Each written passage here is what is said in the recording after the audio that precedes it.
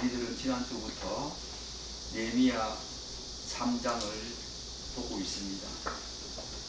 성벽 재건을 한 위대한 이름들, 참으로 아름다운 이름들이 여기에 등장하고 있습니다. 우리 조국교회는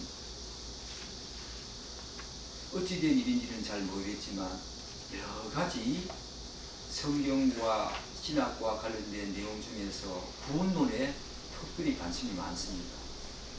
그리고 그 구원론과 관련되어서 나온 사이비와 이단 집단들이 참으로 많은 교회가 우리 한국교회입니다.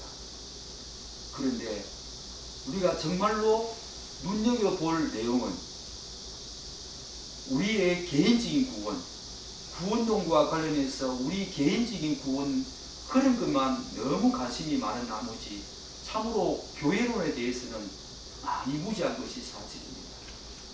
우리가 에스라 느헤미야를 살펴보면서 전체적으로 우리가 교회를 세운다, 하나님의 나라를 세운다고 하는 그 의미가 무엇인가? 바로 예배당이라고 하는 것. 그 다음에 사람이 세워지고, 예배당과 사람이 세워지면 하나님의 나라가 이루어졌고, 그 다음에 교회가 세워지느냐? 그것이 아니라고 했지요. 바로 그 예배당과 그 성전과 하나님의 사람들을 보호할 성벽까지 완전히 건축되어야만 그것이 바로 하나님의 나라다. 그것이 바로 교회다. 교회가 세워진 거다. 라고 우리가 이야기를 했습니다. 제가 왜 이 말씀을 드리는가 하면은 이 성벽은 하나님의 교회가 세워지는 마지막 부분입니다. 교회론에서 정말 중요한 부분이죠. 우리 개인적인 구원과 관련해서 너무 조국교회는 개인의 구원과 관련해서 너무 이기적이고 교회와 자신과의 관계에서 구원을 이야기해야 되고 구원이라고 하는 관점을 부여해야 되는데 너무 개인적인 차원에서 구원을 보다 보니까 교회론과 많이 멀어져 있는 그 구원을 교회와 함께 바라보면서 그런 관점을 가지고 구원을 바라보아야 하는데 그것에서 조금 멀어진 감이 저는 있다고 생각을 합니다. 그런 차원에서 성벽을 재건하고 있는 이 부분은 하나님의 교회가 어떻게 세워져야 하는가에 대해서 굉장히 중요한 부분을 우리에게 이야기를 하고 있지요. 신약 성경에서 대표적인 교회론에 관련된 그런 내용이라면 에베소서 말씀을 이야기할 수 있겠지요. 에베소서 3장 20절과 21절을 보면 너희는 사도들과 선지자들의 터 위에 세우심을 입은 자라. 그리스도 예수께서 친히 모퉁이 돌이 되셨느니라. 그의 안에서 건물마다 서로 연결하여 주 안에서 성전이 되어가고 그 예수 그리스도 그분 안에서 건물마다 서로 연결해서 주 안에서 성전이 되어가고 바로 이 부분이 하나님의 나라가 어떻게 세워지고 교회가 어떻게 세워져 가야 하는지에 대해서 신약 성경에서 가장 잘 보여주는 교회론의 중요한 부분이겠지요. 그 구체적인 장면이 바로 느헤미야. 저는 3장이라고 생각합니다. 신약 성경의 이 교회론에 대해서 그 건물이 서로 어떻게 연결되어 가지고 함께 하나님의 성전으로 지어져 가는가에 대해서 우리에게 생생하게 아름다운 장면을 보여주고 있는 그 내용이 바로 성벽 재건을 하고 있는 그 명단들, 바로 느헤미야 3장이라고 저는 생각을 합니다. 이 느헤미야 3장에는 75명 정도의 명단들, 가문이 나오지요. 그리고 15개 정도의 다양한 직업군이 등장합니다. 그런 사람들이, 그런 직업을 가진 사람들이 함께 어우러져서 서로 연결해서 지어져가는 이 성벽을 한번 바라보십시오. 교회가 그렇게 세워져 가야 한다는 것입니다. 6절과 13절은 6절에서 13절은 서쪽 성벽을, 우리 지난주에는 북쪽 성벽을 잠시 살펴보았지요. 6절에서 13절은 서쪽 성벽을 건축한 사람들의 명단이 기술되고 있습니다. 지난주에 살펴본 것처럼 이미 언급한 금장색과 향품 장사를 비롯해서 다른 지역에 비해서 다양한 계층의 사람들이 등장하는 이 명단이 바로 서쪽 성벽을 건축한 사람들입니다. 7절에는 다른 구절에는 언급되지 않는 특이한 장면이 나오지요. 우리 7절 한번 읽겠습니다.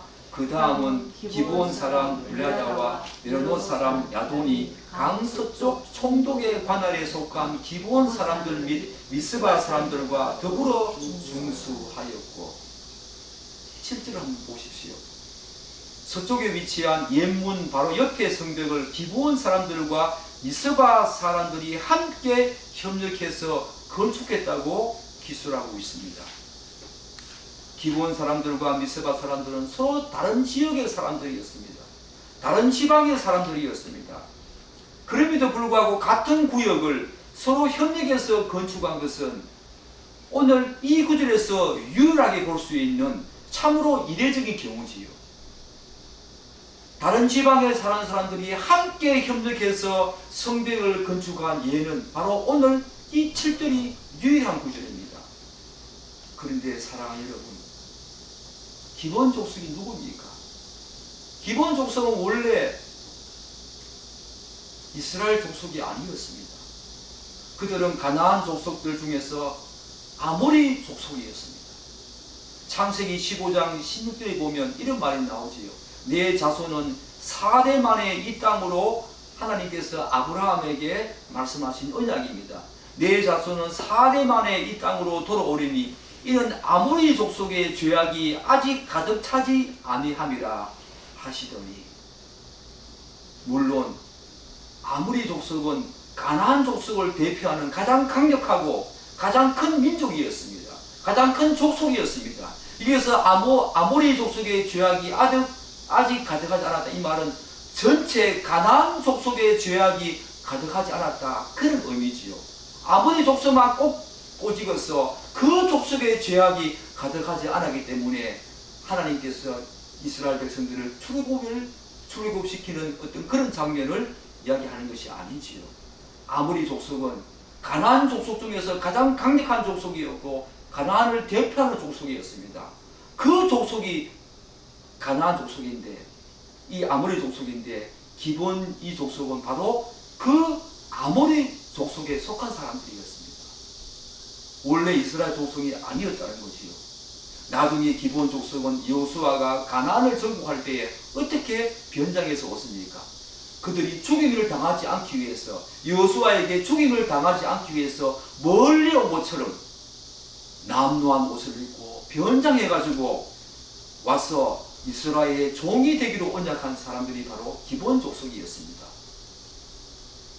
이후에 이들의 신분이 나중에 밝혀지고 들통나기는 했지만 여호수아는 그들과 맺은 언약 때문에 이들을 살려두었지요. 그런데 안타까운 일이 벌어졌습니다. 사울 왕이 나중에 그 언약을 파괴하고 무시하고 기브온 사람들을 전멸시키려고 했지만 다행히 일부 사람들이 살아남았지요. 그 사람들이 오늘 등장하는 기브온 사람입니다. 그 기브온 사람들이 미스바 사람들과 함께 협력해서 서쪽에 위치한 옛문 바로 옆에 성벽을 건축했지요. 여러분이 기브온 족속이라면 어떤 느낌이 들겠습니까? 이스라엘 족속이 아니었습니다. 이방 족속이었습니다. 사울 왕이 자기들을 전멸시키려고 했지 않았습니까? 이 이스라엘 족속에 대한 원한이 없었겠습니까? 또한 미스바 족속 입장에서는 이스라엘 자손들을 속인 그런 족속이었습니다. 죄악이 가득했던 그런 족속이었습니다. 그런 두 족속이, 전혀 다른 족속이, 다른 지방과 다른 지역에 살고 있었던 두 족속이 함께 협력해서 성전을 건축하고 있다. 여러분, 이것을 여러분 어떻게 받아들이고 있습니까? 같은 이스라엘 족속도 협력해서 하기가 힘들 텐데 전혀 다른 족속이 이렇게 함께 협력해서, 기본 족속은 이스라엘 족속도 아니었습니다. 이들은 예루살렘 성벽을 건축할 의무가 없었습니다. 그럼에도 불구하고 함께 협력해서 예루살렘 성벽을 건축하고 있는 이 위대하고 아름다운 장면을 보십시오. 교회가 바로 그런 곳입니다. 교회가 바로 그런 곳입니다. 오랫동안 신앙생활을 했던 사람이든 최근에 들어와서 거듭나서 하나님이 귀한 백성이 된 사람이든 함께 하나님의 나라를 이루어가는 곳이 바로 교회입니다. 기본 족속들은 비록 가난한 족속이었지만 회개해서 하나님을 믿은 사람들이었습니다. 그들이 오늘 미세바 족속과 함께 성벽을 재건하고 있다. 바로 교회가 그런 곳입니다. 또한 미세바 사람들은 오늘 읽은 본문 7절 이외에도 15절과 19절에서도 언급되고 있습니다. 미세바 사람들은 정말 열심히 했습니다.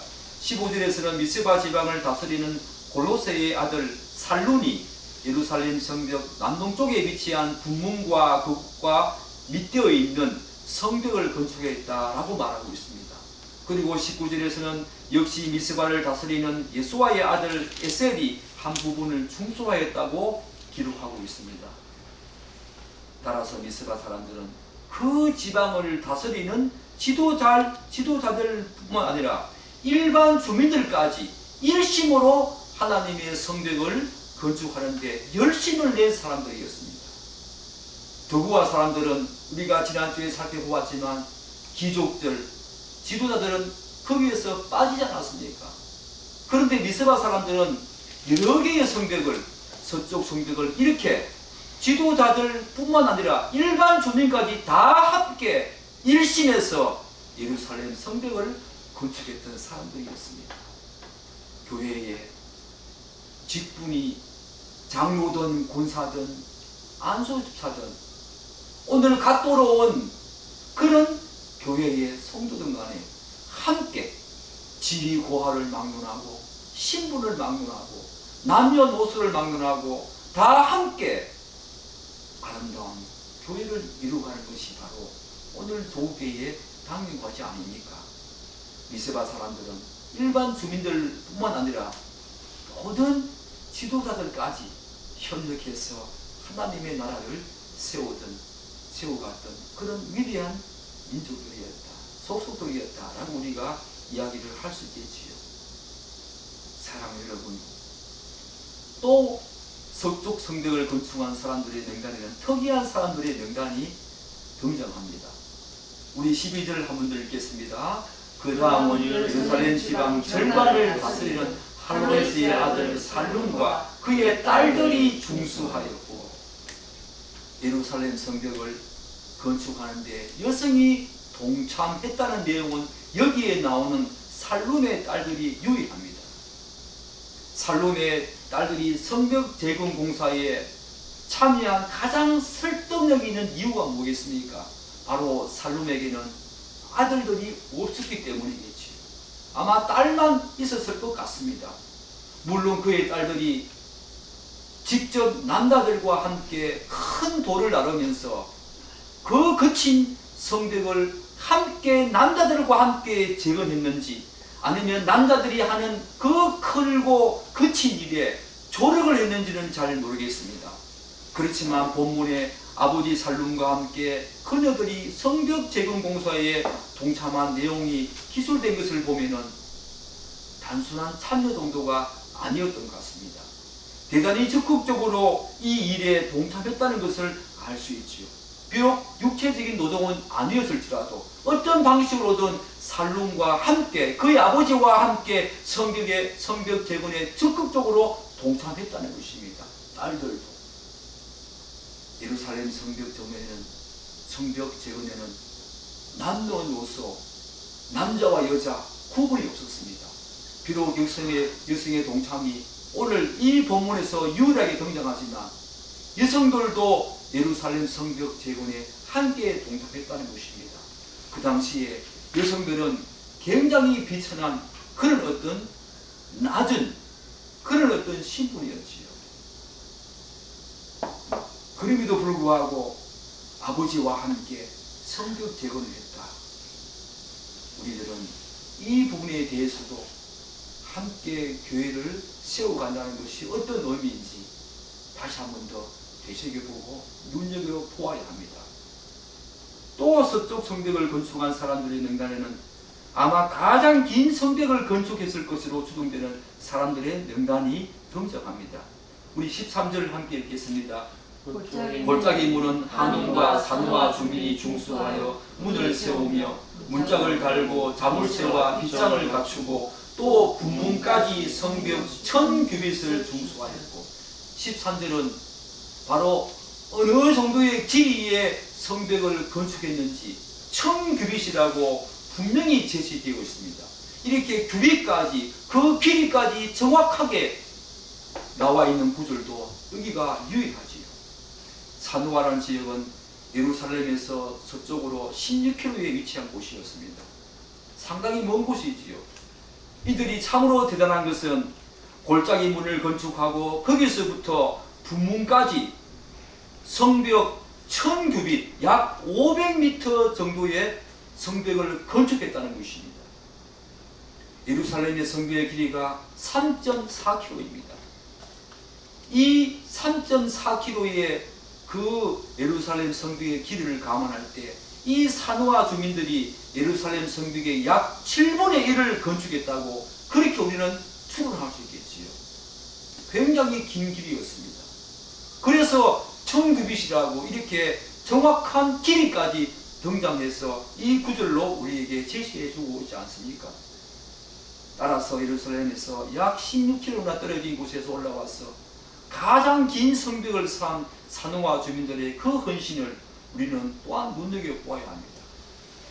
그 안에는 능력이 있고 또한 재력이 있고 또한 달란트가 있고 하나님이 주신 은사가 큰 사람은 이렇게 긴 성벽을 재건했던 산호아 사람들처럼 그렇게 더 헌신하고 더 열심을 내고 더 봉사하고 더 희생하는 모습이 있어야 한다는 것입니다. 누구 하나 배제됨이 없어야 되겠지만 하나님이 주신 그 은사가 더 크다면 그 은사에 감사해서 더 큰 모습으로 헌신과 성령과 희생을 그렇게 감당하면서 교회를 세워야 한다는 것입니다. 하나님의 나라를 세워가야 한다는 것입니다. 물론 우리는 500m나 된 긴 성벽을 재건한 산호아 주민들, 아마 이 부분은 성벽의 그 회파 정도가 조금 더 덜했다고 우리가 판단할 수 있겠지요. 성벽이 완전히 대파될 정도라면 이 정도까지 긴 길이를 재건했을 것이라고 생각되지 않습니다. 다른 쪽에 비해서 조금 덜 회파된 그런 정도였겠죠. 그럼에도 불구하고 500m나 되는 긴 성벽을 재건했다는 것은 우리가 참으로 이들의 열심을 눈여겨보아야 합니다. 느헤미야가 이 지역을 할당할 때에 그들은 긍정적으로 거기에 대한 원망과 불평과 불만 없이 그것을 수용했다는 것이요. 그렇게 하겠다고 수용했다는 것이 아니겠습니까? 그들도 긍정적으로 그렇게 반응하면서 지었다는 것이 아니겠습니까? 다른 사람들은 조그만 길이밖에 재건하지 않는데 우리들은 왜 이렇게 긴 길이를 주느냐? 그렇게 불평하지 않았습니다. 불만하지 않았습니다. 느헤미야가 할당한 그 성벽의 길이를 묵묵히 일심으로 열심을 다하고 헌신과 희생을 했던 이 산호아 주민들의 헌신을 한번 보십시오. 우리는 교회 안에서 너무 많은 자랑을 하고 있지 않습니까? 내가 이만큼 됐기 때문에 이만큼 한 그런 대가와 그런 결과에 대한 칭찬과 인정을 남으로부터 많이 받고 싶어 하는 것이 사람의 본성 아닙니까? 오늘 조국교회 안에 그런 부분들이 얼마나 많이 있습니까?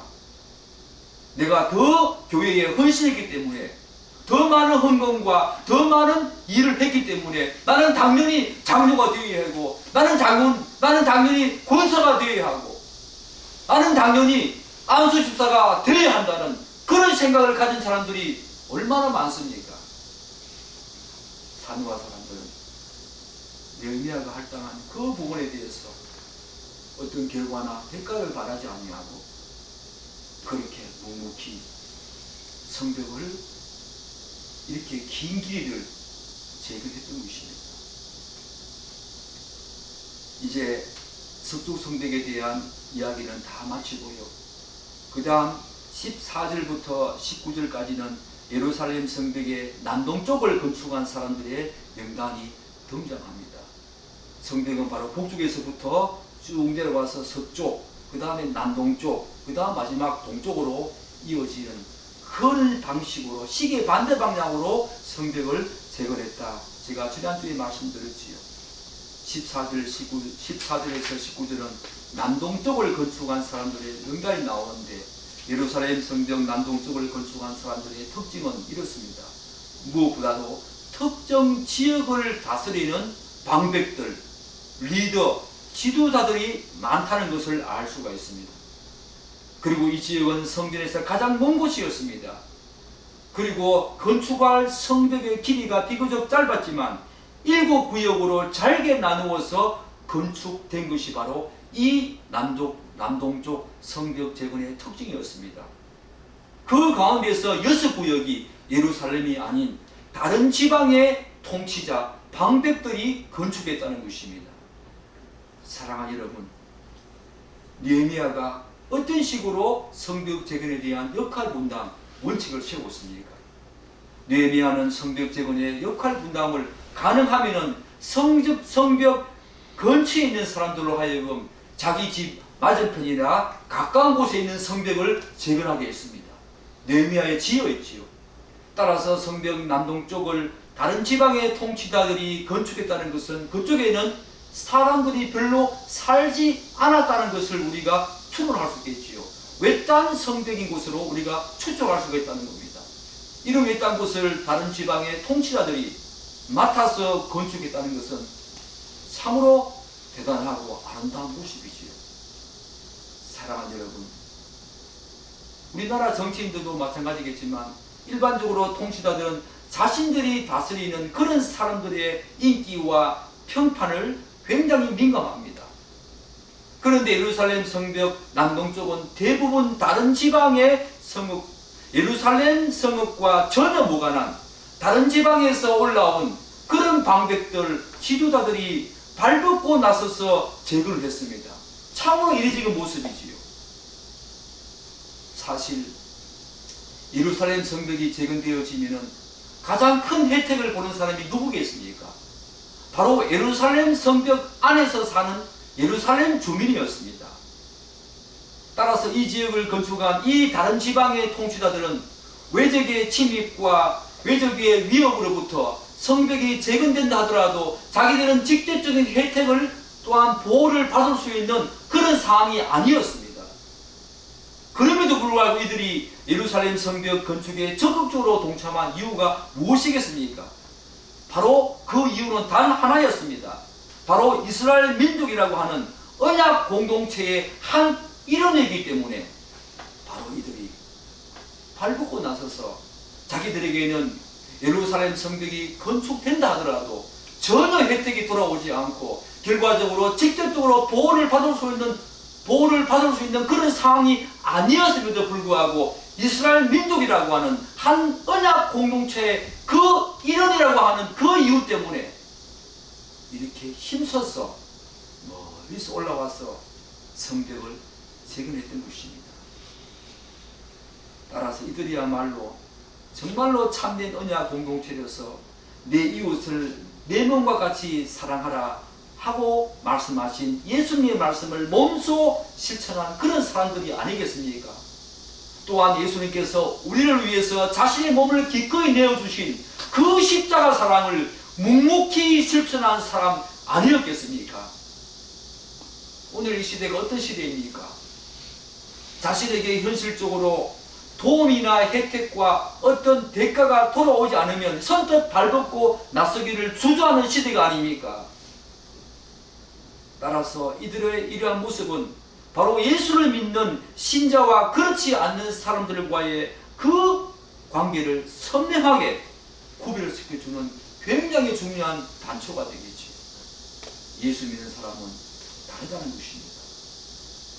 어떤 혜택과 결과와 나에게 주어지는 인정과 또한 평판이 아니라 바로 언약 공동체라고 하는 한 언약 공동체 머리를 예수 그리스도 그분을 동일하게 머리를 두고 하나님의 교회를 섬기는 언약 공동체라고 하는 그 이런 그 성이라고 하는 그것 때문에 이웃을 내 몸과 같이 사랑하고 예수님을 우리 모든 그리스도의 몸 되신 그 예수 그리스도 그분의 몸 되신 교회의 한 일인이라고 하는 그 이유 때문에 어려움을 자처하고 발벗고 나섰던 것입니다.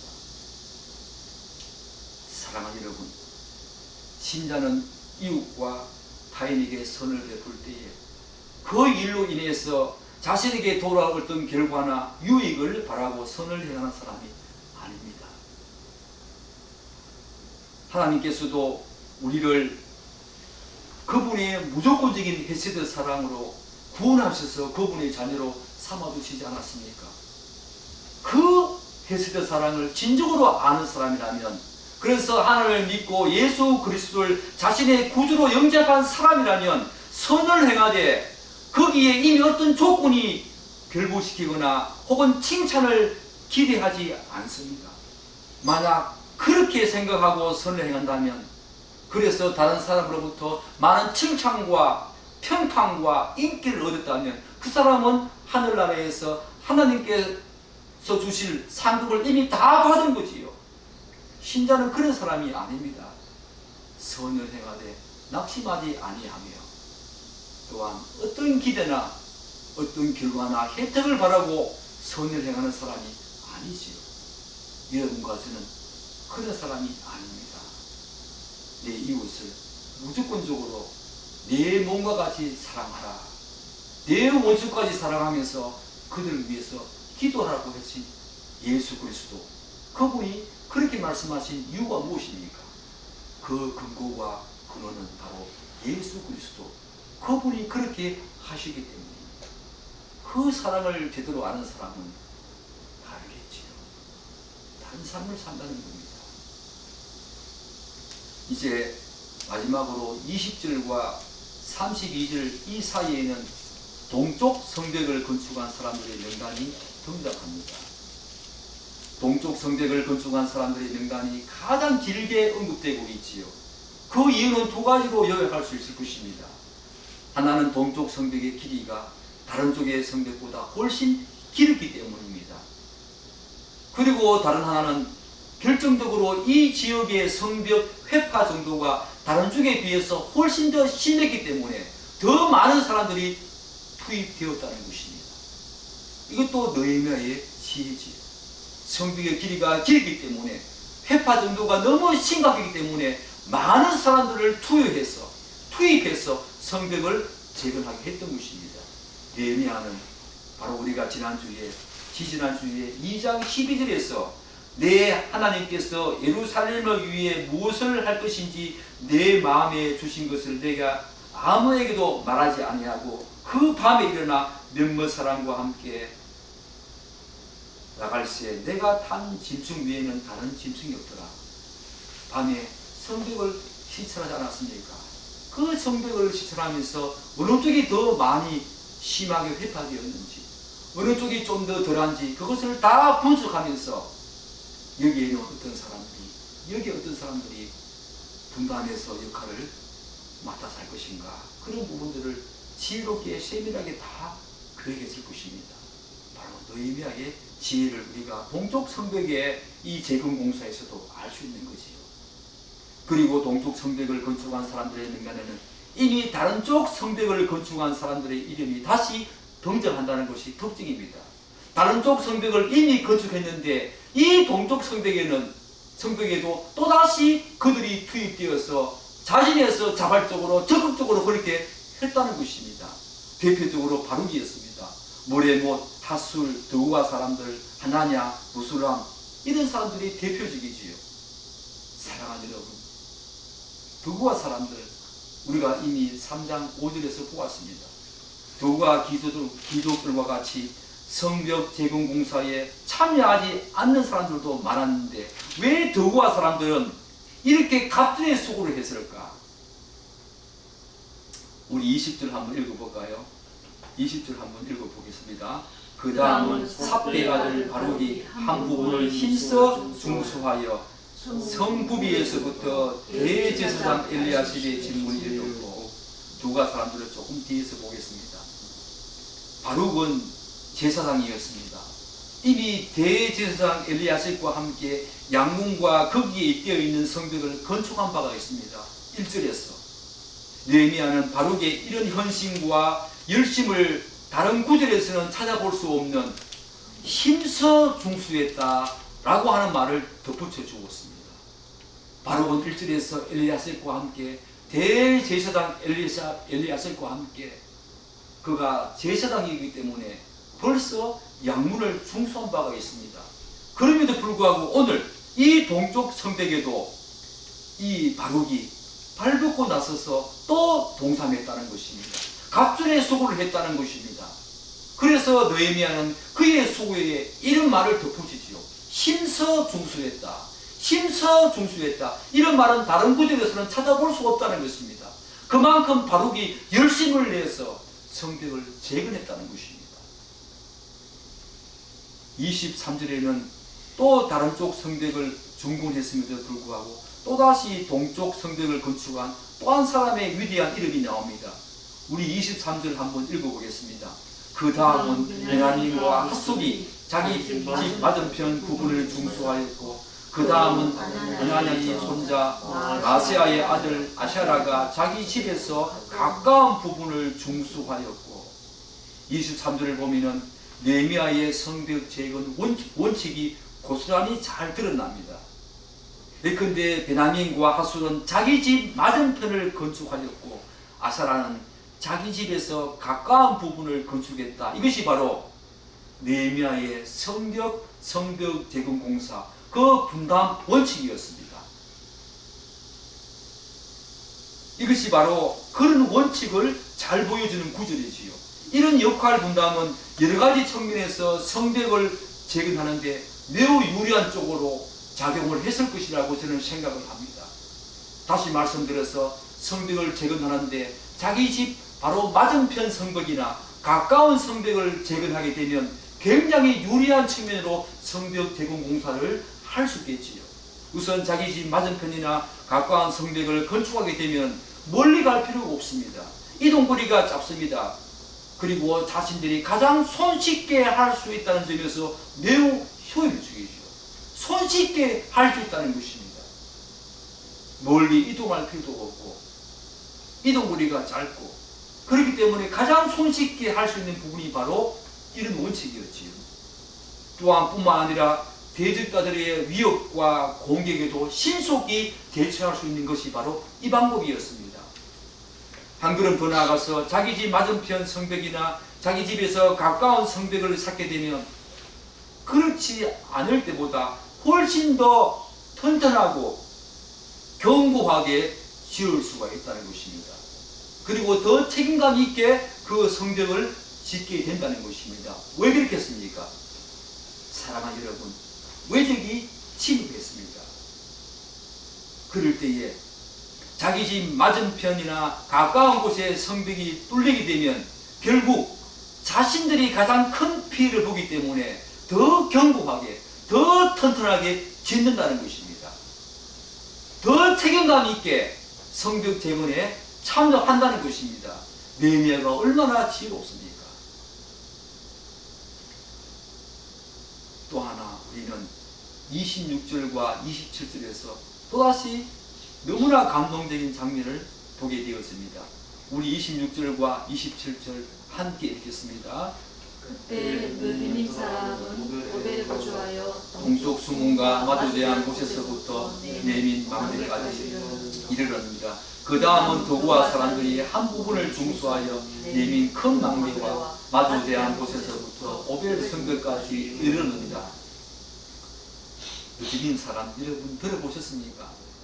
느드민 사람 성전에서 허드렛 일을 하는 사람이었습니다. 나무를 죽이고 물을 나르는 사람들이었습니다.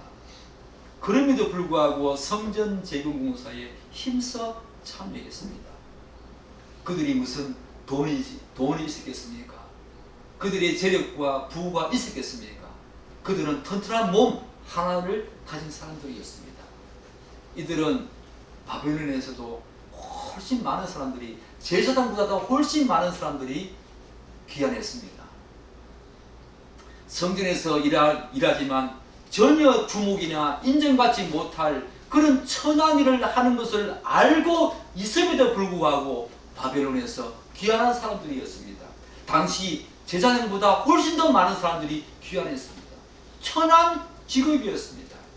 성전에서 주목받거나 인기 있거나 누구 하나 그 사람들에게 눈빛 하나 주지 않는, 문을 나르고 나무를 패는 그런 사람들이었습니다. 그런 사람들이 오늘 여드님 사람들인데, 그런 사람들이 동쪽 성벽을 재건하고 있다. 교회에서 전혀 눈길 하나 주지 않는 사람, 교회에서 어떻게 보면 굉장히 소외되는 사람, 교회에 한 이런 일일까 아닐까 궁금해할 정도로 크게 두각을 나타내지 않는 사람, 그럼에도 불구하고 이 사람들이 하나님의 나라를 세우는데 이렇게 적극적으로 동참했다. 얼마나 아름다운 모습입니까? 또한 더우와 사람은 누구입니까? 제가 방금 전에 말씀드린 것처럼 5절에 보면 더우와 귀족들은 성전 재건에 동참하지 않았습니다. 그럼에도 불구하고 이들은 그런 것에 개의치 아니하고, 자신들의 지도자, 자신들의 리더들은 성벽 재건에 동참하지 않았지만 그런 것에 개의치 아니하고 북쪽 성벽 공사에 동참했습니다. 그런데 오늘 보면 이들은 거기에 그치지 아니하고 동쪽 성벽 재건 공사에도 동참하는 모습을 우리가 보게 됩니다. 다른 사람들보다 갑절의 열심과 헌신을 보여주고 있지요. 그런데 더 중요한 것은 더구와 사람들이 더 위대하고 더 아름다운 모습을 우리에게 교훈해 주는 것은, 귀족들의 불참에 대해서 이들은 원망하거나 불평하지 않았습니다. 우리 귀족들은, 우리 방백들은, 우리 지도자들은, 우리 일반 주민까지 이렇게 나서서 성벽을 재건하는데 왜 우리의 지도자들은 왜 동참하지 않는가? 그들은 불평하지 않았습니다. 그들은 불만을 표하거나 원망과 시비하지 않았습니다. 지도자들의 잘못된 행동을 영향을 받지 않고 묵묵히 하나님만 바라보면서 성벽 재건에 동참했던 두와 사람들, 얼마나 아름답습니까? 교회는 바로 이런 사람들의 몫입니다. 이런 사람들이 하나님의 나라를 세우고 간다는 것입니다. 이 인류 역사도 이름 없이 빛도 없이 그렇게 죽어간 수많은 민초들이 우리나라 역사의 주인공에 서 있었지만 그들은 이름도 없습니다. 그들의 역사는 우리에게 많이 간추어져 있지요. 그럼에도 불구하고 그런 민초들이 이 역사의 귀한 구름 속에서 중요한 역할을 했듯이 두와 주민들은 평민들이었습니다.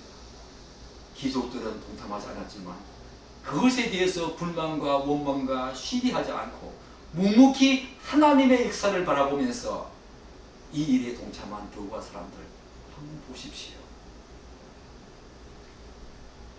이제 마지막으로 느헤미야의 지도력에 의한 성벽 재건 공사는 이제 31절과 32절에서 마무리되었습니다.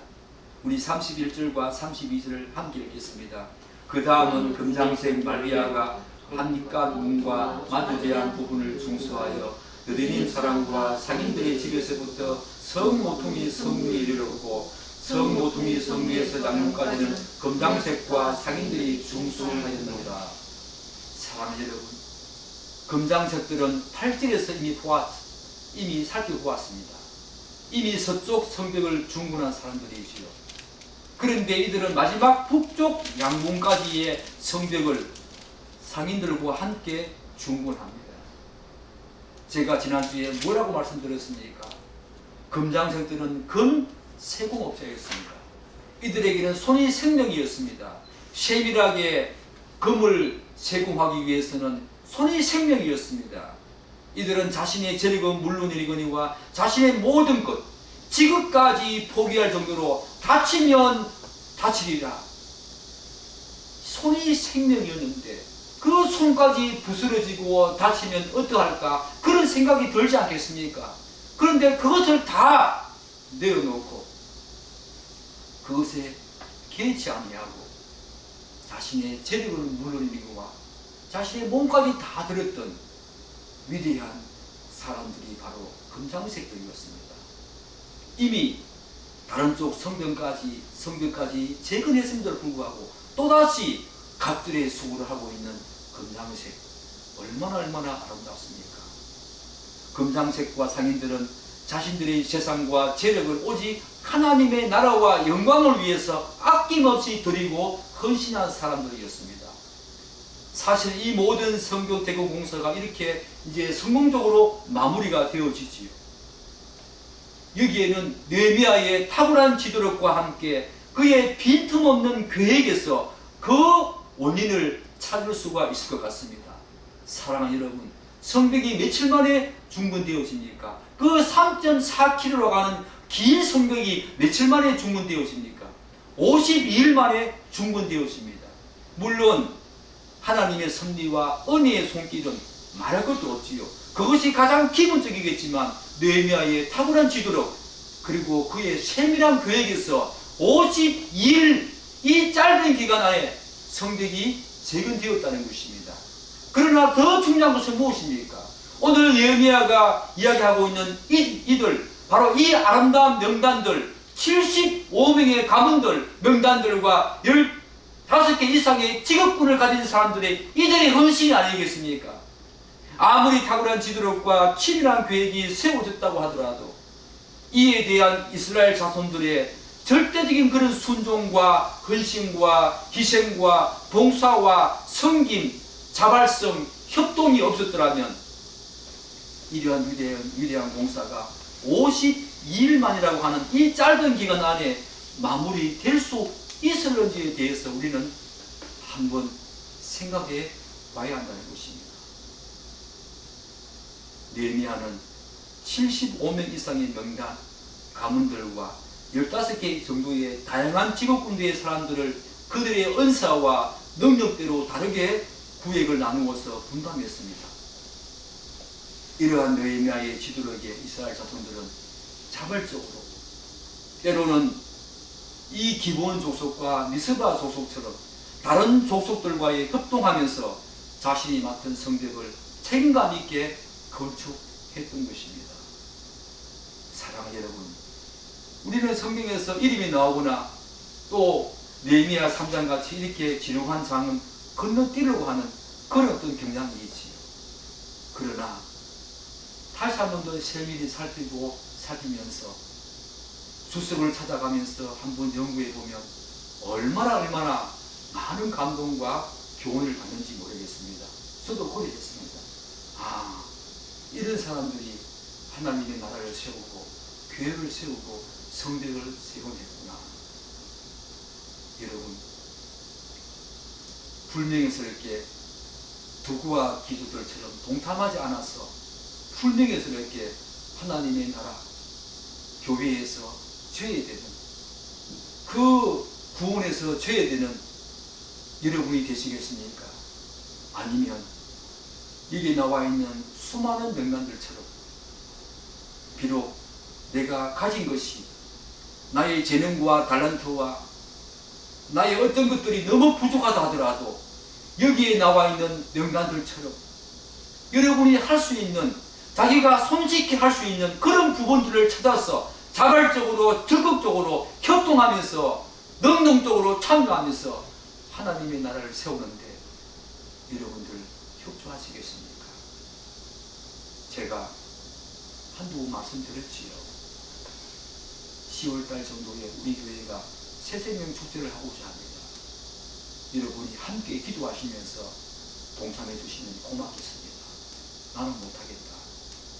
나는 복음을 전할 대상도 없고 나는 그럴 용기도 없고 나는 그럴 믿음도 없다. 그렇게 생각하지 마시고 자기가 할 수 있는 범위내에서 자발적으로 누가 시켜서가 아니라 하나님께 기도하면서 나는 어느 부분을 맡아서 성벽을 재건할 것인가. 많이 묵상하시고 하나님께 영광 올려드리는, 그래서 은혜 영성교회 이 성벽을 여러분과 함께, 저와 함께 지어가는 축복이 있기를 간절히 기도합니다. 기도하겠습니다.